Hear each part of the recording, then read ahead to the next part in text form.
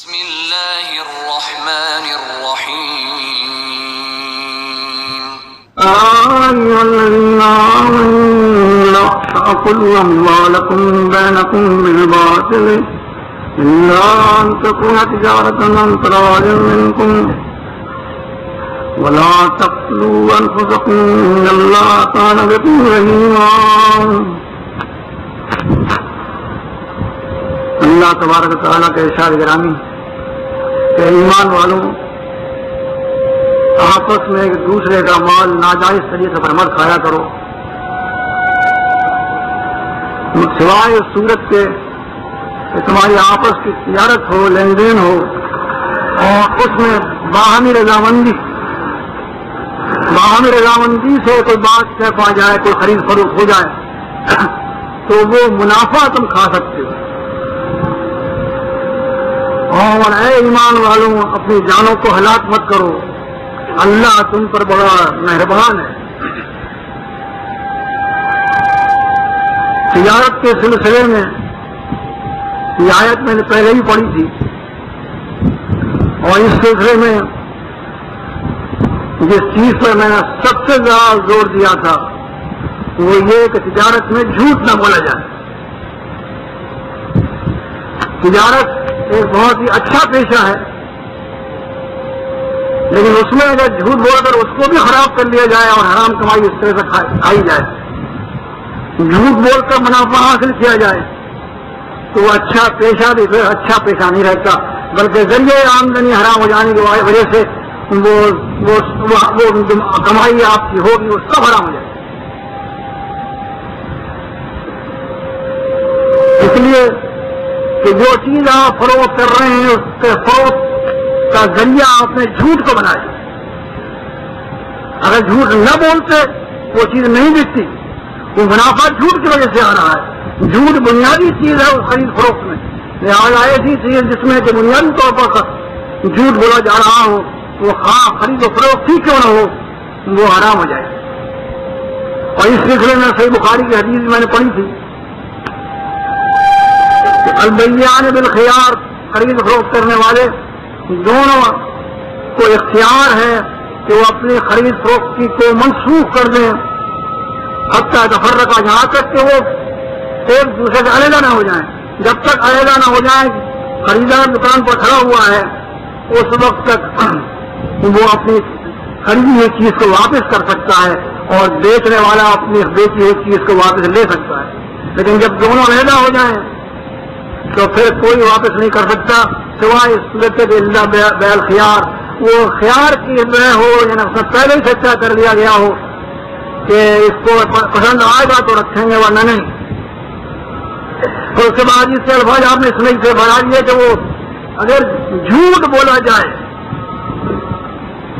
کہیں کذبا تو قسما، اگر ان لوگوں نے جھوٹ بولا اور اپنی چیز کے عیب کو چھپایا محقق برکت و بیما تو ان کی خرید و فروخت کی برکت سلب ہو جاتی ہے، مٹا دی جاتی ہے.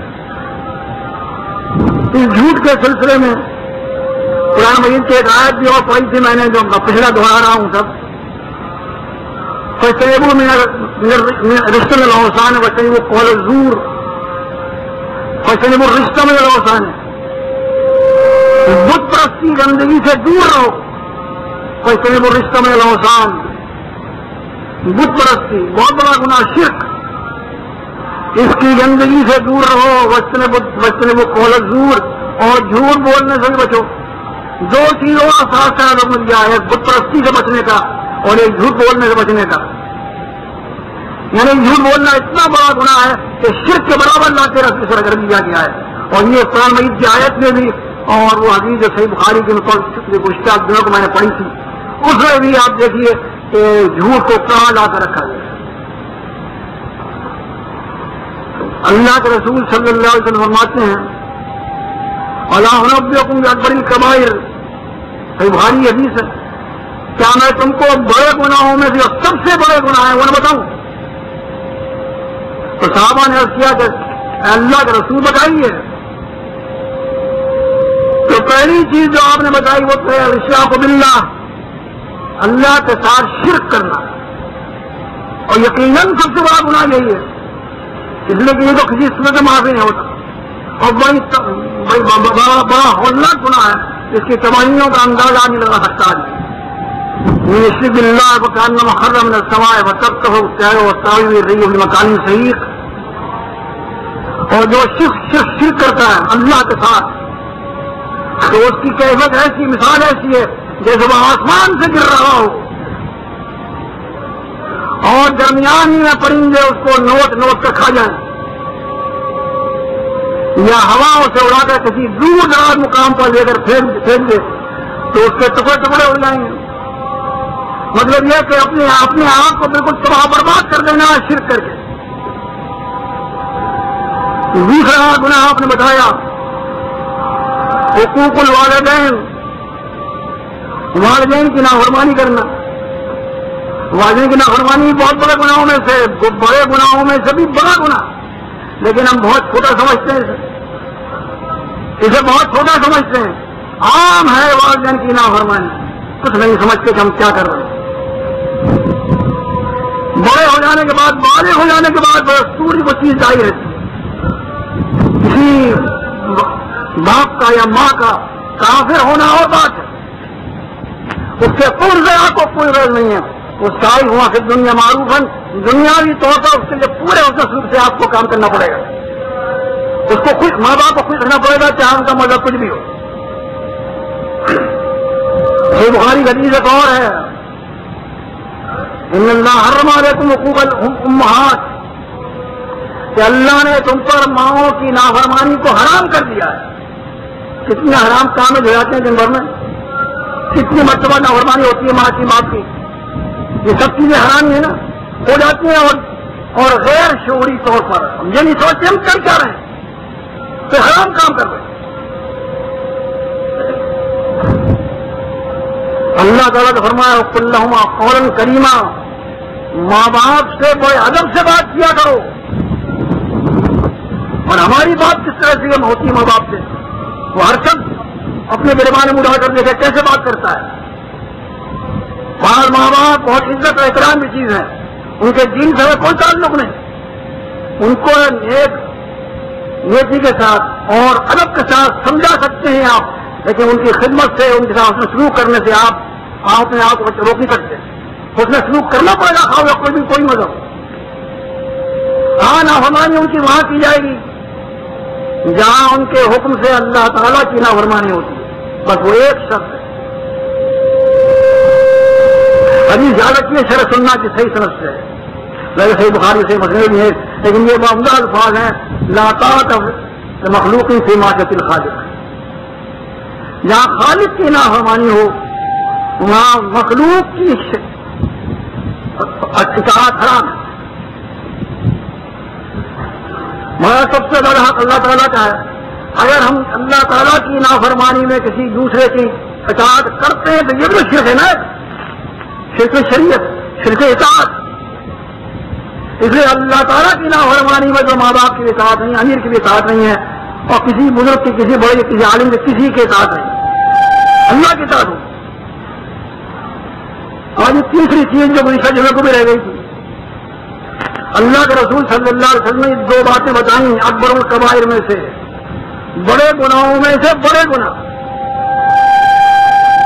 اور اس کے بعد آپ سیدھے بیٹھ گئے، تکیا لگائے ہوئے آپ بیٹھے ہوئے تھے اور آپ سیدھے بیٹھ گئے، اور تیسرا بڑے سے بڑا گناہ آپ نے بتایا وہ قول الزور و شہادت الزور، قول الزور و شہادت، بار بار اس کو آپ نے کہا، جھوٹ بولنا، جھوٹی گواہی دینا، جھوٹ بولنا، جھوٹی گواہی دینا، جھوٹ بولنا، جھوٹی، آپ بار بار کہتے رہے اس کو، اور یہاں تک کہ صحابی کہتے ہیں لیتا وہ سکتا ہماری خواہش ہوئی کاش اب آپ خاموش ہو جائیں، اتنا دہرایا آپ نے اس کو، اتنا دہرایا، جھوٹ بولنا، جھوٹ بولنا سب بڑا گناہ، اور اس کے باوجود جھوٹ ایسا ہو جاتا ہے کوئی لیکن مکھی بیٹھی بات، یہ کیا حالت ہے ہماری، اور یہ جھوٹ بولنا جب اتنا بڑا گناہ ہے تو اتنے بڑا گناہ کر کے یا کوئی چیز آپ بیچتے ہیں تو وہ چیز حلال رہے گی یا حرام، اس کا ذریعہ فروخت وہ ہے، وہ جھوٹ ہے۔ مثلا ایک شخص جب کتنے مثالیں آپ کو میں نے دی ہیں اس سلسلے میں، ایک شخص کوئی چیز آپ سے لینے آتا ہے اور وہ خاص کارخانے کی بنی ہوئی طرف کرتا ہے آپ کہتے ہیں وہ تو نہیں ہے کہ اس سے بہتر ایک چیز موجود ہے اور یہی چل رہی ہے آج کہ وہ تو مطلوب ہو گئی اس کو کبھی ہو گئی حالانکہ جھوٹ بول رہے صرف اپنی چیز کو بکوانے کے لیے کہ یہ چیز بک جائے اور بعض لوگ یہ بھی کر دیتے ہیں وہ چیز موجود ہے جو طلب کر رہا ہے لیکن دوسری پیش کرتے ہیں یہ لیجیے جو سب بہتر ہے اور اس کو جب کچھ پوچھتا نہیں اس کے مقابلے میں سب ہی لے جا رہے ہیں اب تو یہ اس طرح جھوٹ بول کر وہ گھٹیا چیز کو بکواتے ہیں کس لیے کہ اس گھٹیا چیز میں ان کو منافع ہو جاتا ہے بڑھیا چیزیں منافع کم ملتا ہے وہاں سے کمیشن کم ملتا ہے یا کمیشن زیادہ مل رہا ہے یا یہ سمجھ لیجیے کہ بعض دفعہ ایسا ہوتا ہے گھٹیا چیز بک نہیں رہی اسے کو خریدتا ہی نہیں تو اس کے بیچنے کے لیے ایک سلسلہ شروع کرتے ہیں کہ اس سے بچن تو کوئی چیز نہیں آج کل اس قسم کے بہت سے جھوٹ ہوتے ہیں جو میں نے گزشتہ دنوں کو اس سے پہلے بیان کیے ہیں یہ ایک بات یہ رہ گئی تھی بیچ میں یہ بھی بیان کر دیا آپ کو میں نے مطلب یہ ہے کہ جہاں کہیں بھی آپ جھوٹ بول رہے ہیں ذرا سا بھی وہ بہت بڑا گناہ ہے اور لیکن یہاں بھی آپ 3 گناہ جو سب سے اوپر سرے فہرست آپ نے بتائے شرک کرنا ماں باپ کی نافرمانی کرنا اور جھوٹ بولنا یہ سرے فہرست سب سے اوپر ہیں تمام گناہوں میں تو کم سے کم ان گناہوں سے بچیں جو امر کبائی اور سب سے بڑے گناہ ہیں کیا اتنا نہیں ہو سکتا ہم سے ان گناہوں سے بچ جائیں تاکہ ہماری آمدنی بھی صحیح رہے اور اللہ تعالیٰ بھی خوش ہو اس لیے اللہ تعالیٰ ہے تو یہ جھوٹ بولنے کو حرام کرتے ہیں پھر بھی ہم بولتے رہے تو ہاں کیا حاصل ہوگا اور جو کمائی ہم کما رہے ہیں اس کمائی کو کھانے کے بعد کیا کہاں جائیں گے اصل بات یہ کہ تقویٰ آ جائے گا تو یہ بھی آ جائے گا یہ چیز بھی آ جائے گی اللہ تعالیٰ خوف پیدا ہو جائے تو پھر کوئی جھوٹ نہیں بول سکتا وہ دل میں خوف پیدا کر رہا ہے اپنے کو لہٰذا یا ایھا الذین آمنوا اتقوا اللہ وقولوا قولا سدیدا یصلح لکم اعمالکم ویغفر لکم ذنوبکم ومن یطع اللہ ورسولہ فقد فاز فوزا عظیما ومن يعظم شعائر الله فإنها من تقوى القلوب ان آیتوں میں بھی اللہ تعالیٰ نے تقوی پر زور دیا ہے اور تقوی پر زور دینے کے بعد پھر جو الفاظ کہے ہیں وہ کیا ہیں وہی زبان کے صحیح استعمال کے متعلق ہیں قولوا قولا سدیدا صحیح بات کہا کرو سچی بات کہا کرو پکی بات کہا کرو ایسی بات کہا کرو جس سے تمام فتنوں کے رکھنے بند ہو جائیں سد باب ہو جائیں ان بہترین قسم کی بات زبان سے نکلنی چاہیے یا ایھا الذین آمنوا اتقوا اللہ وقولوا قولا سدیدا زبان کا صحیح استعمال اور جھوٹ میں صحیح استعمال نہیں ہوتا پھر وہ کیا ڈر ہے اللہ تعالیٰ کا اللہ تعالیٰ ہونا یا ایھا الذین آمنوا اتقوا اللہ اللہ سے ڈرو اور زبان کو صحیح طور پر استعمال کرو اور اگر واقعی اللہ تعالیٰ کا خوف پیدا ہو جائے تو پھر زبان کا صحیح استعمال بھی ہونے لگتا ہے ومن يعظم شعائر اللہ فإنها من تقوى القلوب اور جو شخص اللہ کے شاعر ایسی چیزیں جن کا ادب اللہ تعالیٰ نے مقرر کیا ہے ان کی عظمت کرتا ہے تعظیم کرتا ہے ومن يعظم شعائر اللہ ہے اللہ کے شاعر جیسے کعبہ ہے مسجد نبوی ہے حرم ہے مسجدیں ہیں حج کو جانے والا ہے قربانی کے جانور ہیں یہ سب کیا ہیں یہ ہے اللہ تعالیٰ کی طرف منسوخ کی چیزیں ان کا ادب کرنا لازمی ہوتا ہے جو عظیم شاعر اللہ فإنها من تقوى القلوب جو شخص اللہ کے شاعر کی عظمت کرتا ہے تعظیم کرتا ہے تو یہ اس کے دل کا تقویٰ ہے تقوی کی علامت یہاں میں اور بتا رہا ہوں آپ کو تقوی کے میں نے بتائی آپ کو تقاضے ان میں سے تقوی کا تقاضا یہ بھی ہے کہ اللہ کے شاعر کی حرمت کی جائے اس کی تعظیم کی جائے مسجدوں میں شور غل مسجدوں کے بے ادبی اور کوئی قسم کے برے کام کرنا یا اور کہیں حرم میں کوئی قسم کی باتیں کرنا جو کہ وہاں کرنا ناجائز ہے یہ تمام اس قسم کی چیزیں ہیں جس سے نہ صرف یہ کہ اللہ کی شاعری کی توہین ہوتی ہے بلکہ اللہ تعالیٰ کی توہین ہوتی ہے اللہ تعالیٰ کی چیز کی توہین اللہ تعالیٰ کی توہین وہ چیز اللہ تعالیٰ سے منسوب ہے لہٰذا اس کی تعلیم آپ کو کرنی ہو مگر اس کے لیے ضرورت کس چیز کی ہے یہ چیز کب پیدا ہوگی یہ تقاضا ہے تقوی کا. تقوی اگر نہیں تو یہ چیز آئے گی کہاں سے؟ جب اس سے نہیں ڈرتے تو اس کی چیزوں کیا کی عظمت کہاں سے آئے گی؟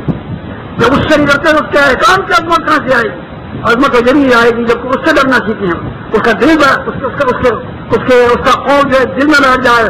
یعظم شعائر اللہ فإنها من تقوى القلوب، یہ ہے دل کا تقوی. اور اسی کو اللہ کے رسول صلی اللہ علیہ وسلم فرمایا کرتے تھے، صحیح مسلم کی حدیث ہے. آدمی اس سے فرماتے ہیں تقوی ہونا، تقوی ہونا، تقوی ہونا. تقوی یہاں ہوتا ہے دل کے اندر، یہ عمل سے ظاہر نہیں ہوتا ہے. عمل تو اس کے علامت ہے. اگر آپ میں تقوی ہے تو عمل صحیح ہوں گے، تقوی نہیں ہے تو عمل خراب ہو جائے گا، یہ ریاکاری ہوگی. تو یہ دل کے اندر وہ چیز پیدا کی ہے، اس سے آدمی سے لگڑا خوف پیدا ہوتا ہے. اس سلسلے میں مثالیں جو میں نے بیان کرنی شروع کر دی ہیں آپ کو، تاکہ آپ کو اندازہ ہو کہ سلف سوال نہیں یعنی صحابہ کرام کہ میں حقیقت میں کیا تقوی تھا. کچھ آپ نے مثالیں سنی اس سلسلے میں اور وہ باعث عبرت ہے ہمارے لیے. آج اور ایک مثال دے رہا ہوں حضرت ابو یسر رضی اللہ تعالیٰ عنہ کی، صحیح مسلم کی حدیث. ایک شخص پر ان کا کچھ قرضہ تھا، وہ اپنا قرضہ وصول کرنے کے لیے اس کے مکان پر جاتے ہیں. وہ نکلتا ہے مکان سے اور کہتا ہے جھوٹ تو بولتا نہیں، وعدہ خلافی آپ سے کر نہیں سکتا، آپ اللہ کے رسول کے صحابی ہیں، آپ صحابی اور رسول ہیں، آپ سے وعدہ خلافی نہیں کر سکتا. مگر اللہ کا وعدہ میں بہت تنگست ہوں، بہت تنگست. تو حضرت ابو یسر رضی اللہ تعالیٰ عنہ کہتے ہیں کہ اللہ کو گواہ کر کہتے ہو تم تنگست ہو. اس نے کہا اللہ کو گواہ کر کہتا ہوں میں تنگست ہوں. انہوں نے دوبارہ پوچھا، دوبارہ جواب دیا اس نے وہی. تیسری مرتبہ پھر پوچھا کہ اللہ کو گواہ کر کہتے ہو تم تنگست ہو. اس نے کہا اللہ گواہ ہے کہ میں تنگست ہوں. منگائی قرضے کی تحریر ہونی چاہیے. جب قرضہ آپ کسی سے لیں اور مقرر کرتے ہیں کہ فلاں وقت ادا کیا جائے گا تو تحریر ہونی چاہیے، یہ لازمی ہے. وہ تحریر منگائی اور تحریر منگا کے اس کو کاٹ دیا پوری تحریر کو، اور اس سے آدمی سے کہہ دیا کہ اگر تمہارے پاس ہو دے دینا ورنہ میں نے معاف کیا. اگر تمہارے پاس ہو دے دینا ورنہ میں نے معاف کر دیا تمہارا قرضہ. اس کے بعد فرماتے ہیں ابو یسر رضی اللہ تعالیٰ عنہ، میری ان دونوں آنکھوں نے دیکھا ہے، میرے ان دونوں کانوں نے سنا ہے، اور میرے اس دل نے محفوظ کیا ہے کہ اللہ کے رسول صلی اللہ علیہ وسلم نے فرمایا جو شخص کسی تنگست کو مہلت دے یا معاف کر دے تو وہ اللہ کے سائے میں ہوگا. جو شخص کسی تنگست کو مہلت دے دے یا اسے معاف کر دے وہ کہاں ہوگا؟ اللہ کے سائے میں. وہ تو آپ نے صحیح بخاری اور صحیح مسلم کی ایک مشہور حدیث ہے وہ سنی ہوگی،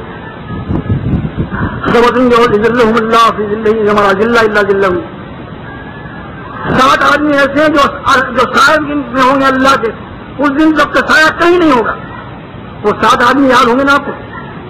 مہاراج یہ اور بھی یاد رکھ کر لیجیے آپ، تنگست کو مہلت دینے والا یا قرضہ معاف کر دینے والا بھی سائے میں ہوگا اللہ تعالیٰ کے. اللہ تعالیٰ کا سایہ کیسا یہ ہم نہیں سمجھ سکتے. ترجمہ کرتے ہیں قرآن مجید احادیث کا، ہم ترجمہ کرتے ہیں، اللہ کی چیزوں کو جان نہیں سکتے، بیان نہیں کر سکتے کہ اس کا سایہ کہاں سے آئے، کیسا ہو گیا. وہ سایہ کیا چیز ہے اللہ جانتا ہے. مہاراج یہ کہ ایک دوسرا واقعہ انہیں کا مہاراج آئندہ سناؤں گا اس لیے کہ وقت ختم ہو گیا. ہاں تو میں یہ سنا رہا تھا کہ شاعر اللہ فإنها من تقوى القلوب، کہ جو شخص اللہ کی شاعر کی عظمت اور تعظیم کرتا ہے یہ اس کے دل کے تقوی کا ایک مظہر ہے. اور تقوی کے سلسلے میں عقل حلال بہت ضروری چیز ہے. حلال رزق پہنچنا انسان کے پیٹ میں یہ بہت ضروری چیز ہے. اور وہ شخص متقی ہی کیا جس کے پیٹ میں حرام لقمہ جا رہا ہو، جس کی پرورش حرام لقمے سے ہو رہی ہو، جس کا لباس حرام، جس کا کھانا حرام، جس کی غذا حرام، تو ایسے آدمی میں کیا تقویٰ ہوگا. اور پھر ایک دوسرے کا مال ناجائز کھا جانا، یہ بھی حرام. تو جو لوگ کہ آپس میں ایک دوسرے کا مال ناجائز کھا جاتے ہیں در حقیقت انہیں اللہ تعالیٰ کا خوف نہیں. اگر خوف ہوتا اور یہ سمجھ لیتے وہ کہ ایک دن آ رہا ہے جس دن ہمیں اللہ تعالیٰ کے سامنے کھڑے ہوकर حساب دینا ہے. اللہ تعالیٰ اپنی نافرمانیوں کو تو معاف بھی کر دیتا ہے، لیکن یہ بندوں کا حقوق کا جو حق ہے وہ اگر ہم نے ناجائز طریقے پر کھا لیا تو اس کا کیا حشر ہوگا؟ کیا ہماری نیکیاں ان کو نہیں دی جائیں گی؟ کیا ان کے گناہ ہم پر نہیں لاد دیے جائیں گے؟ کہ میں اشارہ کر رہا ہوں سب معلوم ہے آپ کو، لیکن اس کے باوجود ہماری غفلت ہے کہ ہم دوسروں کے مال کو ناجائز طریقے پر کھا لیتے ہیں. اللہ تعالیٰ فرماتا ہے ایمان والوں تم آپس میں اپنے مال ناجائز طریقے پر مت کھاؤ سوائے اس صورت کے ایک تجارت ہو باہمی رضامندی سے. یہ باہمی رضامندی کی شرط بھی ہے. تجارت ایسی نہ ہو اس میں ایک رضامند نہیں ہے، دونوں رضامند ہوں تو پھر وہ تجارت بھی جائز ہوگی، اور اگر دونوں رضامند نہ ہوں تو پھر تجارت نہیں ہے، وہ زبردستی اور جبر ہے اور دوسرے کا مال ناحق کھانا ہے. اللہ تعالیٰ فرماتا ہے اپنے جانوں کو ضائع مت کرو، اپنے آپ کو قتل مت کرو، اپنے آپ پر ظلم مت کرو. یہ تمہارا اپنے اوپر ظلم ہے اور تم اپنے آپ کو ہلاک کر رہے ہو دوسرے کا مال ناجائز کھا کر. اللہ تو تم پر بڑا مہربان ہے. اللہ تعالیٰ کی مہربانی کیا ہے؟ اللہ تعالیٰ کی مہربانی یہ کہ ہم کو راستہ بتاتا ہے صحیح، وہ ہمیں وہ طریقے بتاتا ہے جن طریقوں پر چل کر ہم اللہ تعالیٰ کے عذاب سے بچ سکیں. یہ اللہ تعالیٰ کا بہت بڑا احسان، بہت بڑا کرم ہے کہ وہ ہمیں آزاد نہیں چھوڑتا کہ ہم جو چاہیں کر لیں اور اس کے خمیازہ بھگتنے کے لیے ہمیں دوزخ میں جانا پڑے. وہ پہلے سے ہمیں ہوشیار کرتا ہے کہ ہم دوزخ سے بچ جائیں، یہ اس کا رحم ہے. بہرحال یہ تجارت جو ہے اس سلسلے میں نے ایک اصول بتایا تھا جو صحیح بخاری کی حدیث میں ہے. اللہ کے رسول صلی اللہ علیہ وسلم فرماتے ہیں البیعان بالخیار ما لم تفرقا. خرید و فروخت کرنے والے اختیار رکھتے ہیں جب تک کہ متفرق نہ ہو جائیں، جب تک خریدار دکان نہ چھوڑ دیں، جب تک وہ ایک دوسرے سے جدا نہ ہو جائیں اس وقت تک وہ اختیار ہے انہیں کہ جس چیز کو وہ خرید رہے ہیں یا بیچ رہے ہیں اس کو نہ بیچیں یا نہ خریدیں. ایک حدیث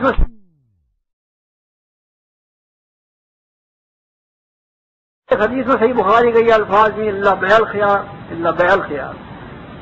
مگر ہاں وہ خرید و فروخت جس میں پہلے سے یہ شرط کر لی جائے کہ اگر ناپسند ہوئی تو واپس کر دی جائے گی. اس کو ہم لے تو جا رہے ہیں لیکن اس شرط پر لے جا رہے ہیں کہ اگر پسند نہیں آئی تو وقت مقرر کر دیا جائے گا، اس وقت کے اندر یہ چیز واپس کر دی جائے گی. اس صورت میں تو واپس ہوگی، ورنہ جدا ہو جانے کے بعد بیع ختم ہو جاتی ہے. خریدار کی چیز خریدار کی ہو گئی، اور بیچنے والے کی چیز بیچنے والے کی ہو گئی. اس کو قیمت مل گئی، اس کو چیز مل گئی.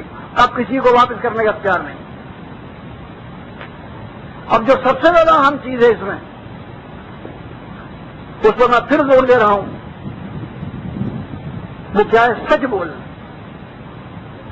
خرید و فروخت میں سچ اگر نہیں بولا تو آپ بتائیے ذریعہ جو آیا اس منافع کا وہ ذریعہ جھوٹ ہے، اور جب جھوٹ منافع کا ذریعہ بن گیا تو جھوٹ حرام ہے یا نہیں؟ پھر وہ کمائی حلال کیسی ہو؟ تو اللہ کے رسول صلی اللہ علیہ وسلم فرماتے ہیں اس حدیث کے آگے فَإِن صَدَقَا وَبَيَّنَا بُورِكَ لَهُمَا فِي بَيْعِهِمَا. اگر وہ سچ بولیں آپس میں اور صاف بیان کر دیں چیز کیسی ہے، اس چیز میں کیا عیب ہے، دونوں اپنے چیزوں کا عیب بیان کر دیں. بعض بات دونوں طرف چیزیں ہوتی ہیں، دونوں طرف جنسی تبادلہ ہوتا ہے، ایک طرف سے بھی چیز دی آ رہی ہے دوسری طرف سے بھی چیز دی آ رہی ہے، ایسا بھی ہوتا ہے. اور بعض جب قیمت سے ہوتا ہے خرید فروخت، بہرحال قیمت میں بھی نوٹ ہوتے ہیں، کھوٹے سکے ہوتے ہیں. اگر کوئی شخص اپنے عیب کو اپنی چیز کے عیب کو چھپاتا ہے تو وہ تو صحیح نہیں، بیان کرے اور سچ بولے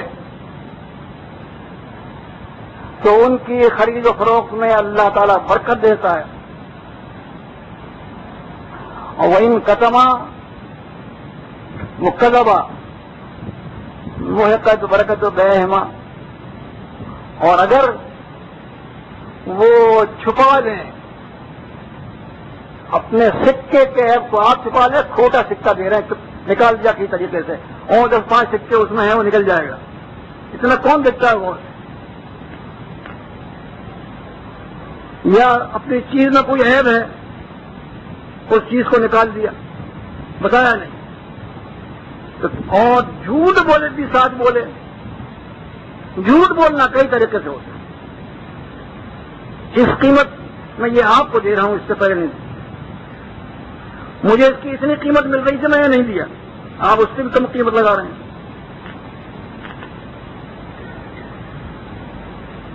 اس قسم کی بہت اتنی تو قیمت خرید بھی نہیں ہے،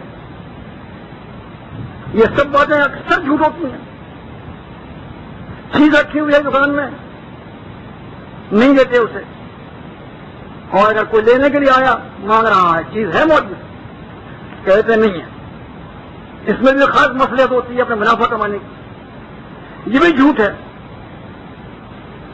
ویسے بھی اچھی چیز تو نہیں ہے، ضروریات زندگی کو روک کر بیچنا تو منع ہے، بات یہ کہ اس میں ایک جھوٹ بھی اور شامل ہو رہا ہے، علاوہ غیر ضروری چیزیں ہیں مثلا ان کو آپ روک لیں، اور اس خیال سے روک لیں کہ ان کی قیمت بڑھ جائے گی جب بیچیں گے، پھر جب کوئی لینے آ رہا ہے اسے تو اس وقت یہ کہہ دینا کہ چیز تو موجود ہے لیکن یہ کہہ دینا کہ چیز گھر نہیں ہے، یہ بھی جھوٹ ہے۔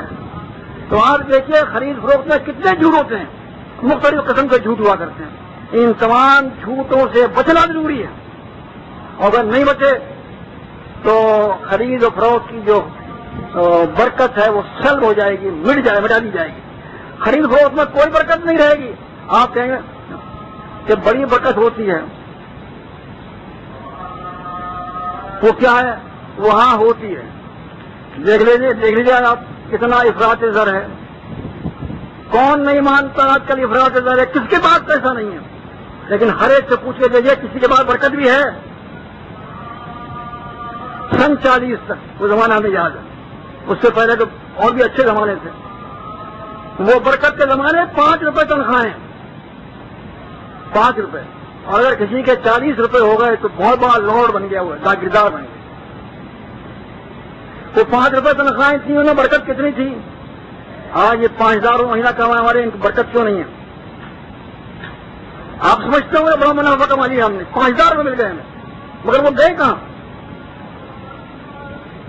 وہ منافع تو آپ کا بے شک آپ کو دکھائی دے رہا ہے کہ بہت زیادہ ہے، بہت کما لیا آپ نے، لیکن برکتیں سلب ہو گئی، جو چیز آپ لے کر آئے فوراً ختم ہو جاتی ہے کہ آتی کتنی۔ پہلے تھیلوں بوریوں میں جو چیزیں آ کرتی تھی پڑیوں میں آنے لگی، آپ دیکھیں یہ برکتیں سلب ہوئی ہیں نہیں۔ تو اگر جھوٹ بولے اور چھپا لیا اپنے عیب کو، اپنی چیز کے عیب کو، تو برکت سلب ہو جائے گی، اور جھوٹ کتنا بڑا گناہ ہے۔ اور اللہ تعالیٰ فرماتا ہے سورہ حج میں، فاجتنبوا الرجس من الاوثان واجتنبوا قول الزور، الفاظ دیکھیے، بتوں کی گندگی سے بچو۔ بت پرستی بہت بڑی گندگی ہے، کیوں؟ ایک شرک ہے وہ، انما المشرکون نجس، مشرک سب ناپاک ہوتے ہیں، اس لیے ناپاک ہوتے ہیں کہ کام شرک کا ناپاک یہ کرتے ہیں، وہ ناپاک ہو جاتے ہیں، وہ ناپاک یہ کام ہے بت پرستی۔ اور اسی کے ساتھ واجتنبوا قول الزور کے الفاظ ہیں، ساتھ ساتھ دونوں ملے ہوئے ہیں کہ جھوٹ بولنے سے بھی بچو۔ کہاں شرک بت پرستی اور کہاں جھوٹ بولنا، دونوں کو لا کے ملا دیا۔ تو معلوم یہ ہوتا ہے کوئی بہت بڑا گناہ ہے جھوٹ، کہ شرک کے مقابلے میں برابر میں لا کے اس کو رکھ دیا گیا ہے، لیکن ہم سمجھتے ہیں کہ معمولی گناہ کی کوئی حقیقت نہیں سمجھتے، جتنا جھوٹ کے دن بھر میں بولا جاتا ہے شاید کوئی اور گناہ اتنا بڑا نہیں ہوتا، اتنا نہیں ہوتا۔ سب سے زیادہ جو بڑا گناہ جو عام طور پر پھیلا ہوا ہے، دن میں کئی مرتبہ ہو جاتا ہے، وہ یہی جھوٹ کا گناہ ہے، لیکن جھوٹ گناہ کو کوئی شخص بڑا سمجھتا ہی نہیں ہے۔ صحیح بخاری کی حدیث ہے، اللہ کے رسول صلی اللہ علیہ وسلم فرماتے ہیں الا انبئکم باکبر الکبائر، کیا میں تم کو بڑے گناہوں میں سے جو سب سے بڑے گناہ ہیں، سب سے بڑے گناہ وہ نہ بتاؤں؟ صحابہ کرام نے کہا بلا یا رسول اللہ، کیوں نہیں بتائیے؟ تو اللہ کے رسول صلی اللہ علیہ وسلم نے گناہ بتایا جو سب بڑے گناہوں میں سے سب سے بڑے گناہ ہیں، الاشراک باللہ، پہلا گناہ اللہ کے ساتھ شرک کرنا ہے ہی سب سے بڑا گناہ، اس سے بڑا گناہ کون سا ہوگا؟ دوسرا حقوق الوالدین، والدین کی نافرمانی کرنا، والدین کی نافرمانی، یہاں آ کر تم مجھے کوئی رکنا پڑتا ہے اور وقت کا تقاضا یہ ختم کر دوں، تیسری بات کبھی آئی نہیں، والدین کی نافرمانی۔ جماعت المسلمین، مسلم بچے، اسلام کا دعویٰ کرنے والے، جو اپنے گریبانوں میں منہ ڈال کر دیکھیں کہ حقوق والدین میں ہم کہاں تک پورے اترتے ہیں۔ والدین کی نافرمانی، ایک غیر مسلم بچہ اپنے والدین کی نافرمانی نہیں کرتا، لیکن ایک مسلم بچہ اپنے والدین کی نافرمانی کرے ہے، اور یہی وجہ ہے کہ کہنے والے اب یہ کہتے تھے کہ ان سے تو ہم اچھے، اور جو درس قرآن مجید سن کر جاتے ہیں یہاں سے، یا صحیح بخاری کا درس سن کے جاتے ہیں، وہ ان لوگوں کے مقابلے میں جو کچھ نہیں سنتے، بے دین ماں باپ کے، بے دین اولاد، لیکن فرما بردار اپنے ماں باپ کے۔ کیا بات ہے؟ یہ پھٹکار نہیں ہے؟ کیا چیز ہے یہ بات کہ مسلم بننے کے بعد گناہ بڑھ جاتے ہیں؟ افسوس ہے مسلم بچوں کو، اپنے ماں باپ کو خوشی رکھتے اور نہ ان کو نافرمانی کرتے۔ ماں باپ کا کوئی مذہب ہو، بالکل کافر مشرک کیوں نہ ہو، ان کی اطاعت کرنی ہے، آپ ان کے ساتھ سلوک کرنا ہے، ان کی خدمت آپ کو کرنی ہے، ان کا مذہب اپنی جگہ پر، آپ کا مذہب آپ کا دین اپنی جگہ پر۔ کیا ہوتا ہے؟ بات تیسری چیز جو آ رہی ہے، جھوٹ، تیسرا بڑا گناہ جھوٹ۔ اب یہ تو معلوم ہو گیا کہ جھوٹ بہت بڑے گناہوں میں سے۔ باہر اس سلسلے میں مزید آئندہ جمعے کو انشاءاللہ عرض کروں گا۔ استغفر اللہ سب جس طرح ڈرنے کا حق ہے اس سلسلے میں، اس طرح کوئی بڑی دونوں خطبے سمجھتے ہیں آپ، باہر حلال کمائی جو ہے تقوی کا ایک جز ہے، جو جس میں تقوی ہوگا وہ یقیناً حلال کمائی ہے۔ ڈرنے کا جیسا حق ہوتا ہے ویسا ڈرنا چاہیے، اس سلسلے میں کہیں دور جانے کی ضرورت نہیں ہے۔ آپ اپنے ضمیر کو ٹٹول کر دیکھیے، آپ جب یہ کہتے ہیں میں اللہ تعالیٰ کا خوف ہے، تو کیا واقعی اللہ تعالیٰ کا خوف آپ میں ہے؟ کیا اللہ تعالیٰ کی نافرمانی آپ نہیں کرتے اس کی موجودگی میں؟ وہ دیکھتا ہوتا ہے آپ نافرمانی کرتے رہتے ہیں۔ یہ کیا سرکشی اور بغاوت نہیں ہے؟ اتفاقاً بات ہو جانا بات اور ہے، کبھی گناہ ہو بھی جایا کرتا ہے، لیکن نہیں ہے کہ ڈھائی کے ساتھ میں سرکشی اور بغاوت کے ساتھ میں مسلسل ہو رہا ہے اور گناہ کرتے چلے جا رہے ہیں۔ گناہ کی اہمیت ہی ہم نے ختم کر دی۔ ڈرنے والوں کی مثالیں میں نے دینی شروع کر دی ہیں آپ کو، اسی لیے کہ تقوی والے کیسے ہوا کرتے تھے۔ پھر ملزی میں حدیث ہے حسن سند سے، حضرت عثمان رضی اللہ تعالیٰ عنہ جب کسی قبر پر جا کے کھڑے ہوا کرتے تھے تو زار و قطار رونے لگتے تھے، ان کی داڑھی آنسوؤں سے تر ہو جایا کرتی تھی۔ اس لیے رو رہے ہیں، ان کو بخشش کی خبر نہیں دی گئی، خوشخبریاں سنا دی گئی ہیں سب کچھ، لیکن ڈر بدستور موجود ہے۔ وہ تو ہے امید دلائی گئی کہ تمہیں جنت مل جائے گی، ایک طرف تو امید ہے لیکن ڈر وہیں بس اتنا ہی موجود ہے۔ سب کچھ معلوم ہے آپ کو، ہر دروازے سے پکارے جانے والے کون؟ اوپر صدیق رضی اللہ تعالیٰ عنہ ہے صحیح مسلم میں، لیکن اس کے باوجود بتایا میں نے آپ کو خوف کیا تھا ان کا، وہ ان کے واقعات گزر چکے۔ حضرت عثمان رضی اللہ تعالیٰ عنہ کی انجام کے متعلق کہ ان کا انجام اچھا ہے، کس کو شک شبہ ہو سکتا ہے؟ جبکہ اللہ کے رسول صلی اللہ علیہ وسلم نے زندگی میں بشارتیں دے دی ان کو، لیکن وہ ڈر کیوں رہے ہیں اور رو کیوں رہے ہیں؟ اب تو انہیں بے فکر ہو جانا چاہیے تھا کہ خوشخبری مل چکی، وہ وحی الہی کی خبر ہے، اللہ کی خبر ہے، اب ڈر کس بات کا ہے؟ رو رہے ہیں۔ داڑھی تر ہو جایا کرتی تھی. کسی نے پوچھا کیا بات ہے, جنت دوزخ کا ذکر ہوتا ہے. دوزخ تو بہت بڑی ڈر کی چیز ہے نا.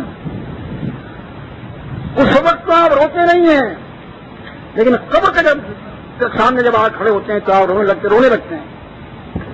کہنے لگے آخرت کی اللہ کے رسول صلی اللہ علیہ وسلم نے فرمایا ہے کہ آخرت کی منزلوں میں سے قبر پہلی منزل ہے. اگر یہ اچھی ہو گئی تو آگے سب اچھی ہیں, اور اگر یہ بگڑ گئی تو آگے سب اس سے بدتر ہوں گی. سمجھے نا کون رو رہا ہے جس کو بشارتیں مل چکی ہیں. ہے خوف, ایسا خوف پیدا کریں. حضرت عمر رضی اللہ تعالیٰ عنہ کا ایک واقعہ پہلے سنا تھا, جس نے کہا نصیحت کی ہے مرتے وقت ارفع ازارک, اپنے ازار کو اونچا کرو. کیوں کر رہے ہیں؟ ہم تو یہ سوچتے ہیں کہ یہ کیا معمولی باتوں پر ہم لوگ پیچھے پڑ گئے کہ ٹخنوں سے اونچا پاجامہ رہنا چاہیے. معمولی بات, وہاں معمولی کچھ نہیں. سناتا ہوں سب کو میں آپ کو. انک میں تعاون ہمارا ادب کو دیا شار نود اور آج نبی صلی اللہ علیہ وسلم نور کا صحیح بخاری میں ہے نا. کیا کہہ رہے ہیں صاحبی, تم معمولی سمجھ کے جن کاموں کر گزرتے ہو, ہم تو ان کو رسول اللہ علیہ وسلم کے زمانے مبارک میں ان کو مہلکات ہلاک کر دینے والے گناہ سمجھا کرتے تھے. معمولی وہ جس طرح مرد پر لیتے ہوئے کہتے ہیں اپنا اظہار اونچا کرو, پیجامہ اونچا کر دو. آج کہا جائے کہتے ہیں کیا معمولی باتوں میں, اور کیا پھر جب کوئی شخص بن جائے حکمراں, اور اتنا بڑا حکمراں کہ یہ آج کل کی حکومت اس کا ایک حصہ ہے, سمجھ رہے ہیں نا, اس حکومت کا ایک حصہ ہے جز. اتنا بڑا حکمراں ہے لیکن وہ بات کیا کرتا ہے اسلام کی بات کرتا ہے, احکام الہی کی. وہ یہ نہیں سوچتا کہ میں اتنا بڑا حکمراں ہو گیا اب تو میں سیاست کی باتیں کروں, سیاست کی, اور بہت ہی بلند بالا باتیں کروں. یہ چھوٹی چھوٹی باتوں میں کیا ہے, ملائیت ہے. حضرت عمر رضی اللہ تعالی عنہ کو کوئی ملا نہیں کہتا کہ وہی کیا بیان جس طرح مرد پہ قبر میں جانے والے ہیں, دم نکلنے والا ہے, لیکن تبلیغ کر رہے ہیں. اور حضرت صہیب رضی اللہ عنہ, صحیح مسلم کی حدیث, رونے لگے اور آواز کہیں نکل گئی, اے بھائی. حضرت عمر کو انہوں نے کہا, حضرت صہیب رضی اللہ تعالیٰ نے, اے بھائی. اتنا کہنا تھا کہ حضرت عمر رضی اللہ تعالیٰ عنہ جو تھوڑی دیر میں جان دینے والے کہتے ہیں کیا کہہ رہے ہو, روکا, کیا کہہ رہے ہو, تمہیں نہیں معلوم کہ جس شخص پر رویا جائے اس پر بھی عذاب قبر ہوتا ہے, اس پر بھی عذاب قبر ہوتا ہے. کیا مطلب ہے, رویا جائے, میرے سامنے تم روتے رہو اور میں منع نہ کروں تو مجھ پر بھی عذاب قبر ہے. روکا کیوں نہیں, ایک برا کام کا کیوں نہیں روکا, اور جو کر رہا ہے برا کام, یعنی آواز سے رونا, یہ ماتم اور نالا اور شیون وہ کا, ایک تو آنکھوں سے آنسو جاری ہو جانا وہ جائز ہے, سمجھ گئے آپ, اور یہ چیخ کر چلا کر رونا اور نالا اور فریاد کرنا یہ حرام ہے. تو وہ نہیں اتنے سے لفظ کو برداشت نہیں کر سکے. ہاں بھائی, یعنی ان کی موت کا نظم تھا, کس طرح سے ان کو شہید کر دیا گیا. مگر وہ اس موقع پر بھی جبکہ پیٹ چاک ہو چکا ہے, اکڑیاں باہر نکل چکی ہیں, پی کچھ نہیں سکتے, جو ادھر سے پیتے ہیں ادھر سے نکل جاتا ہے, اور اس وقت بھی وہ کیا کہ نصیحت کر رہے ہیں. یہ تھا نا خوف, اسے کہتے ہیں خوف. اپنی بچاؤ کی ذکر بھی کر رہے ہیں, دوسروں کے بچانے کی ذکر بھی کر رہے ہیں, اور ہم کہاں سو رہے ہیں, ہم نے تبلیغ ختم کر کے رکھ دی, جمود تاری ہو گیا بالکل. ایسا اگر ہوتا ہے زندگی ختم ہو گئی ہماری. کیا جماعت المسلمین ہے جس میں کچھ جذبہ ہے, جو ایک جہاں جمعے کی نماز پڑھی, وہ دیکھیے وہ بھی کس وقت آتے ہیں جب خطبہ ختم ہونے لگتا ہے. دیکھیے اکثریت کی حالت دیکھیں کیا ہو رہی ہے, کتنا جمود تاری ہو گیا ہے, اور اکثر خطبہ شروع ہو جاتا ہے. کتنے آدمی ہوتے ہیں جو خطبہ شروع ہوتا ہے. کیا یہ خواب غفلت نہیں ہے, کیا اس طرح سے آپ ترقی کر سکتے ہیں؟ آپ کیا کہاں سو رہے ہیں, آپ کا کام ہے تبلیغ کرنا, مرتے ہو تو تبلیغ کریں, مصیبتیں آ رہی ہو تبلیغ کریں, مخالفتوں میں تبلیغ کریں, لیکن آپ بالکل سو گئے. یہ مخالفتیں جو ہو رہی ہیں یہ ہمارے لیے باعث برکت ہیں, ہمیں خوش ہونا چاہیے, اور جب مخالفت کی آواز سنیں آپ یہ اللہ مبارک کرے. کیوں, اس میں ہماری زندگی ہے, اس میں ہماری بقا ہے. کشمکش, یہ کشمکش کیا چیز ہے, یہ جہاد کہ ہم مانی ہے, دو طرفہ کچھ کوشش ہوتی رہے، وہ مخالفت کرتے رہیں، ہم اس مخالفت کے مقابلہ کرتے رہیں، اسی کا نام جہاد ہے، اسی کا نام کشمکش ہے۔ یہ جہاد اور یہ کشمکش جب تک جاری ہے، جب تک آپ زندہ ہیں، جب یہ جہاد اور کشمکش ختم ہو جائے گا، آپ مردہ ہو جائیں گے، آپ کی قوم مردہ ہو جائے گی، آپ دین فنا ہو جائے گا، آپ کہیں باقی نہیں رہیں گے، اور ذلت اور نقبت جو ہے وہ آپ کا دھڑ دیکھ لے گی، اور دیکھ لیے ہو گیا یہ، اس لیے کہ ہم نہیں کچھ کرتے، اب سو چکے ہیں، اور ہم چاہتے ہیں تبلیغ بھی ہو تو کس طرح سے یہ بہت بڑا لگایا جائے اسٹیج، اس پر آؤ بھگت کے ساتھ میں اعزاز کے ساتھ میں کھڑا کر دیا جائے اور پھولوں کے ہاتھ ڈال دیے جائے، اس قسم کی تبلیغ سے بھی ہوتا ہے، نہیں پھولوں کا ہاتھ ہٹایا جائے، پتھروں کی بارش کی جائے، آپ پر سمجھے آپ نے تبلیغ کی، یہ کیا تبلیغ ہے کہ آپ پھولوں کی سیٹ پر کھڑے ہوئے تبلیغ کرنا چاہتے ہیں، آپ پر پتھروں کی بارش ہوگی تو آپ سمجھیں آپ نے تبلیغ کا ادا کر دیا، دنوں کو دن نہ سمجھیں، رات کو رات نہ سمجھیں، انہیں دو تو قومی لیلن و نہارا، کیا کہا تھا نوح علیہ السلام نے 950 سال تک، کتنی طویل مدت ہے، کتنی طویل مدت میں وہ شخص ہمت نہیں آ رہا،